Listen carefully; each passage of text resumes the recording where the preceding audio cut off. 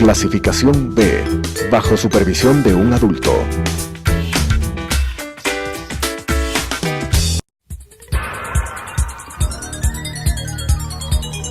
Las opiniones vertidas en este espacio por la producción y dirección del programa son de exclusiva responsabilidad de sus autores y de quienes intervienen en ellos.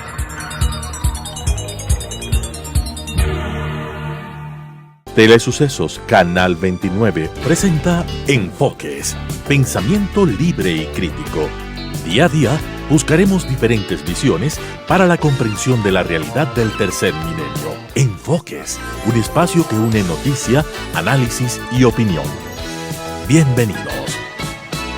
Gracias por estar con nosotros semana a semana aquí en Enfoques. El día de hoy tenemos como invitado a un politólogo, un sociólogo y un consultor político que trabaja en diferentes partes de América Latina. Él es César Rojas, es boliviano, actualmente vive en Paraguay y también es consultor del BID. También ha trabajado con una serie de sectores como Banco Mundial y cuando uno mira su currículum ve que es conflictólogo. Así es que César, bienvenido a este espacio. ¿Cómo entender, si eres conflictólogo, los conflictos de América Latina que estamos viviendo y vemos que no se logran apaciguar en Chile o en Colombia o en otros países que seguimos pendientes de lo que puede ocurrir el día siguiente? Gracias, Claudia, por la invitación. Un verdadero gusto estar en el canal, y lo que podríamos decir es que en América Latina estamos ante la irrupción de un nuevo ciclo de conflictividad. Arrancó uno de una manera muy importante, muy severa y sobre todo con enormes efectos en la política, y esto fue el año de 2000, años menos, años más, donde hay una gran irrupción de movilizaciones sociales con caídas de presidentes, 3 presidentes en Ecuador, 2 presidentes en Bolivia, 2 presidentes en Argentina, 1 en Paraguay, que generaron una inflexión hacia la izquierda en casi toda América del Sur. Hoy en día estamos ante un fenómeno más polifónico, más heterogéneo, más variado, pero nuevamente con conflictos muy emblemáticos. En realidad empezaron en Paraguay. Casi cae el gobierno de Mario Abdo Benítez en Paraguay, luego siguió Perú, luego prosiguió Ecuador, luego continuó Chile, luego tuvimos a Bolivia, y el conflicto de Chile todavía no acaba de cerrar. Sí, en el caso de Bolivia sí ha cerrado y hemos entrado en una nueva etapa, pero estamos en Colombia también, o sea, si uno mira Sudamérica. Y perdón, Claudia, sí, efectivamente estamos ante la irrupción también novedosa del conflicto colombiano. De tal manera que nuestro continente está en ebullición. Es decir, 20 años ha habido una tensa calma, por decir así, en donde hubo un viraje hacia la izquierda y nuevamente están en ebullición la región. Ahora, ¿qué es lo que se busca? Porque se ven varios foros, también vemos lo que pasa en España y en otras partes del mundo, en donde hablan de que ya no es cuestión política, sino más bien cuestión social, que los diferentes sectores de la sociedad están buscando nuevas formas, nuevos estilos y el ser escuchados de diferente manera por las autoridades o las instituciones. ¿Hay que repensar las instituciones en América Latina y en el mundo entero? Yo creo que tenemos que hacer una lectura caso por caso y también mirar algunas transversales.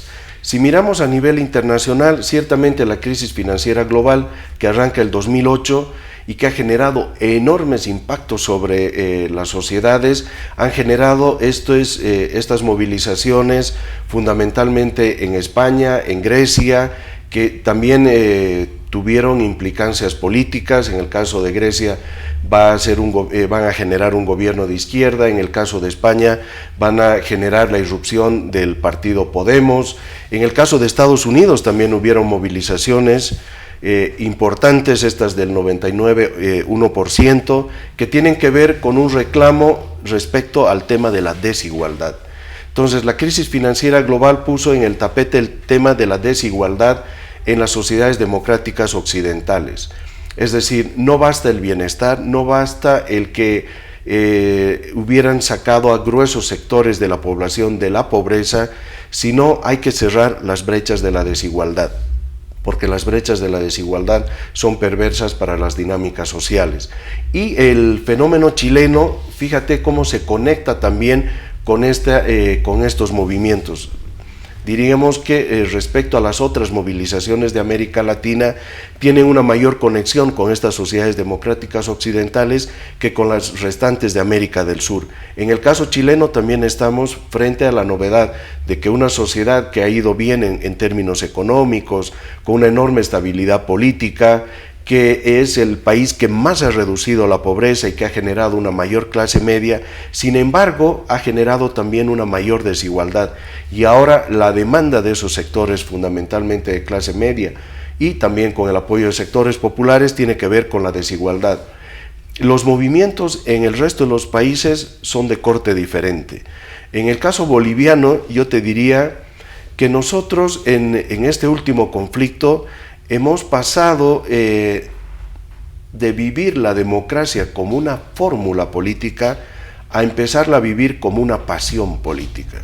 Los bolivianos, con esta última movilización y el pedir el respeto al voto ciudadano, hemos avanzado enormemente en asentar la democracia no solamente como la piel de los bolivianos, sino como la carne y los huesos. Es decir, cambia el tema, lo que tú dices, fórmula política por pasión política. Por pasión Pero política. cuando los bolivianos ya sienten la democracia o las necesidades en su mismo ser, ¿hacia dónde apuntamos? ¿Qué va a pasar en las siguientes elecciones? ¿Qué ocurre con todas las figuras que vemos desde fuera de Bolivia y no tenemos seguramente los datos completos, entre un Evo Morales en México?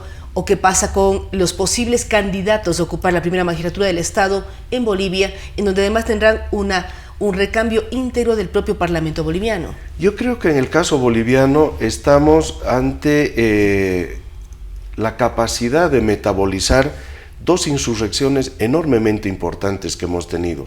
Una de octubre de 2003, que es la que va a generar el movimiento al socialismo y va a generar luego el gobierno de Evo Morales, que tiene que gane ver, en el 2006. Que gane en el 2006 y que tiene que ver con la inclusión de los indígenas y tiene que ver con la redistribución del ingreso y la reapropiación de las empresas estratégicas bolivianas más importantes. Entonces, esta es una lección muy importante, se llevó adelante en el gobierno del MAS, pero esta última insurrección, la que acabamos de vivir en este octubre y noviembre, tiene que ver con otra enseñanza, y es que los bolivianos no queremos salirnos del carril de la democracia, de una democracia plenamente ejercida, donde el respeto del voto del ciudadano sea muy, muy meticuloso. Esto por una parte, pero por otra parte, los bolivianos en este periodo, sobre todo en la segunda fase del gobierno de Evo Morales, hemos visto cuán importante es la democracia en términos de libertad. Libertad de asociación, libertad de expresión, la libertad de poder emitir tus opiniones de una manera ¿se ha abierta. podido ejercer esa democracia y esas libertades, o qué ha pasado en el último periodo del presidente Morales? Más bien que en el último periodo esas libertades se han ido aminorando, se fueron achicando, el espacio de la opinión pública se fue comprimiendo, los periodistas han estado ante una de las etapas tal vez más difíciles y en un gran paralelo con lo que había sucedido durante el periodo de las dictaduras. Por ejemplo, la situación de los funcionarios públicos obligados en muchos casos a tener que dar dineros para apoyar la campaña del gobierno, obligados a tener que salir a las calles porque si no salían a las calles podían ser retirados de sus puestos. Entonces los bolivianos hemos sentido en nuestra propia piel, en nuestra propia conducta, lo que es el valor de la democracia. Entonces para nosotros el tema de la democracia ya no es un cuento, lo hemos sentido en carne propia, y por eso es que esta enorme movilización ciudadana ha salido adelante. Ha entendido que no le gusta un poder que no respete su voto y que entiende que la democracia significa que los gobernantes y los gobernados están por debajo de un Estado de Derecho, que el gobernante no está tampoco por encima del Estado de Derecho, que ambos deben obedecer la Constitución que se han dotado para una sana convivencia. De tal manera que ahora estamos en la irrupción de una pasión por la democracia. Si unimos esta pasión por la democracia con la pasión por la inclusión, probablemente vayamos a tener un fantástico futuro como país y sea una democracia inclusiva y una democracia con mayores niveles inclusiva, de redistribución. Participativa con involucramiento de todos. Ahora, César, también hay varios análisis que se hacen en los diferentes conflictos en América Latina, pero también hay una sombra. En Bolivia está presente, se habla de la narcopolítica. ¿Es real? ¿No es real? Se habla de Venezuela, se habla incluso del propio Ecuador. ¿Qué ocurre con el tema del narcotráfico y los políticos de América Latina? Se habla sobre el tema, en el caso de Bolivia hay esta hipótesis de que el narcotráfico también estuviera coludido con la política. Lo hemos visto en anteriores periodos, por ejemplo, durante la dictadura estuvo presente este hecho. Durante el primer gobierno democrático de izquierda también estuvo presente. Se habló de, bueno, fue un gobierno que avanzó en una hiperinflación enorme y un narcotraficante muy famoso en Bolivia hizo la oferta de que si lo dejaban actuar libremente él podría pagar la deuda externa del país. Por supuesto el gobierno no aceptó esto, pero ahí es que empezamos a ver que el narcotráfico... En este periodo, DEA y toda una serie de organizaciones salieron de Bolivia, como de otros países también. Sí, efectivamente salieron del país. Lo que sí sabemos es que una gran cantidad de producción de coca está fuera del consumo que tiene la población boliviana de la hoja de coca. Sabemos que buena parte de esa producción de hoja de coca va hacia el narcotráfico, pero no tenemos datos fiables para poder hacer una reflexión seria y no una especulación sobre cómo se vincularía eso con la política. Por lo menos no lo sabemos hasta el día de hoy. Es decir, habrá que seguir chequeando todas las hipótesis que se lanzan o las interrogantes que se ponen para saber si son reales o no son reales. Volviendo al tema de las elecciones en Bolivia, ¿en qué fecha son? ¿Cuáles son los candidatos más opcionados? ¿Volverá a aparecer el candidato Mesa, el expresidente Mesa como candidato ahora? ¿Qué va a ocurrir y cómo sería el sentir de los bolivianos para elegir un nuevo gobierno? Como suelo decir, los conflictos, una vez que concluyen y que dan un ganador y un perdedor, y en este caso dieron un ganador y un perdedor, reconfiguran el escenario social y reconfiguran el escenario político. En el caso del MAS, va a volver, va a asistir a las elecciones, no lo va a hacer con sus dos figuras, pero sobre todo con la figura del presidente Morales, tiene que buscar candidatos de recambio. Eso le significará probablemente, entre las primeras estimaciones, el perder un 20% de votación, pero lo va a situar entre un 20 y 25%, que es una votación muy importante, sobre todo si vemos que va a ser un dato post-crisis del gobierno de Evo Morales, pero va a ser un actor social y político importante, no solo en esta coyuntura, sino en las siguientes.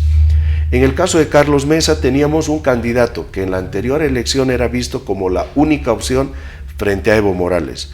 En esta actual coyuntura irrumpe un nuevo candidato con enorme efervescencia y que ha generado su propio capital político en la dinámica del último conflicto que hemos tenido, y es el caso de Camacho, con otro líder del área occidental que es Pumari.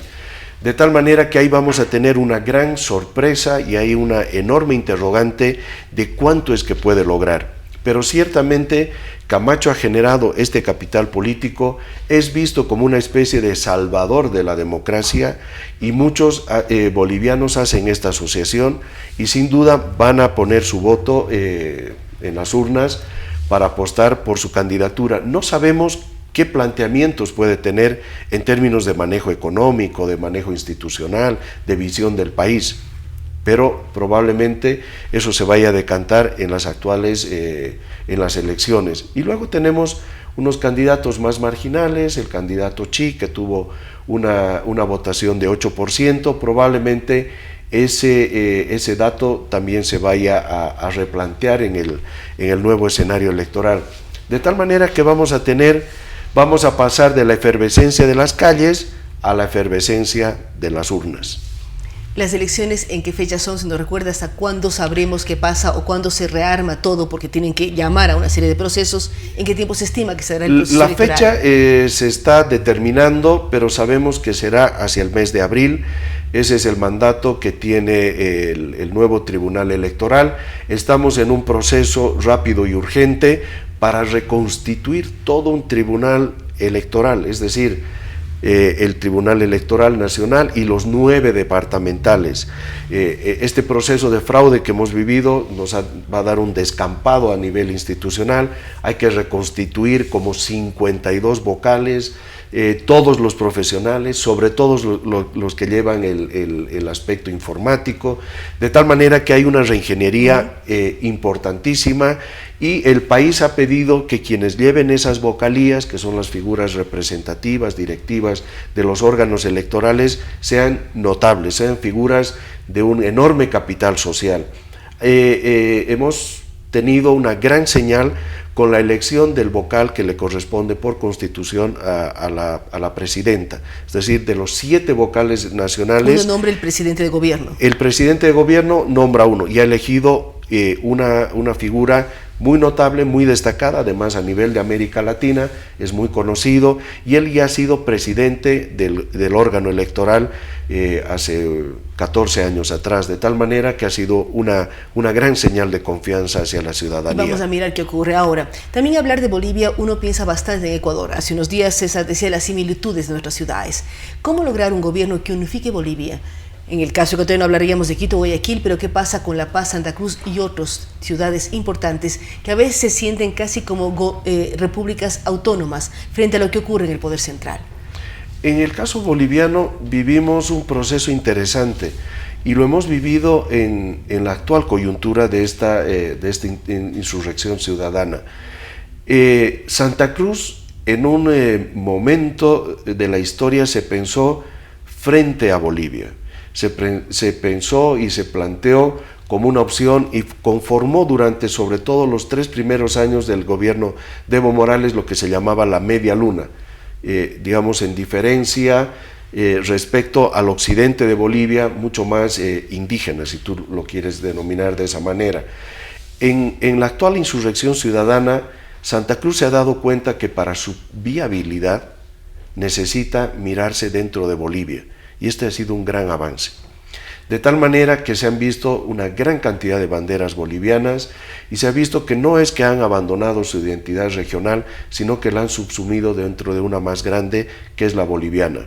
Es decir, podemos hablar de saldos positivos de lo vivido entre octubre y noviembre. Sí. Y uno de esos es la integración de Santa Cruz a Bolivia como tal. A Bolivia. Ahora, lo que habíamos vivido era que los sectores indígenas que estaban también bajo la bandera de la huipala y habían logrado ponerla a la par de la bandera boliviana, en este conflicto donde la grieta entre indígenas y no indígenas, entre el movimiento ciudadano y los sectores afines al MAS nuevamente se desata, nuevamente los sectores indígenas como que han sentido replantear esa relación respecto a Bolivia, no de una manera mayoritaria, pero ciertamente en aquellos actores que están ligados al MAS. Pero creo que las aguas se van a estabilizar y vamos a pasar este bache donde estas identidades van a tener presencia, tienen toda la legitimidad para hacerlo, pero creo que la gran bandera debajo de la cual van a estar es la boliviana. Ahora, creo que también el país avanzó en términos de autonomía, por lo menos de autonomía formal. Probablemente en el siguiente gobierno vayamos a avanzar en términos de autonomías ya más reales y más efectivas, y en ese sentido Santa Cruz va a tener una voz muy importante y un liderazgo también importante. Es decir, hay mucho que verse en los primeros meses del próximo año. Están decantándose algunos procesos en toda América Latina, no solo en Bolivia, y estaremos pendientes de lo que ocurra ya en las próximas elecciones. Sin duda. Queremos agradecer a César Rojas. Recordamos que él es un analista boliviano, experto en temas de política, de sociología. Con él hemos tenido la suerte de hablar sobre la situación, no solo de Bolivia, sino de América Latina. Una América Latina que ha mostrado conflictos, está mostrando una serie de elementos que hay que analizarlos desde diferentes aristas para poder saber hacia dónde podemos proyectarnos. El ejemplo boliviano es un ejemplo que hay que mirar con mucho interés cuando, luego de las revueltas, de el haber cuestionado un proceso electoral, salieron a las calles, están con una presidenta de carácter interino, por decirlo así, quien llamará elecciones, y esperamos que el próximo mes de abril las cosas se tranquilicen, gane un candidato o candidata con muy buenas posibilidades para unificar un país tan importante como Bolivia. Gracias nuevamente a César Rojas y a ustedes que nos han acompañado el día de hoy. Nos vemos la próxima semana. Las opiniones vertidas en este espacio por la producción y dirección del programa son de exclusiva responsabilidad de sus autores y de quienes intervienen en ellos.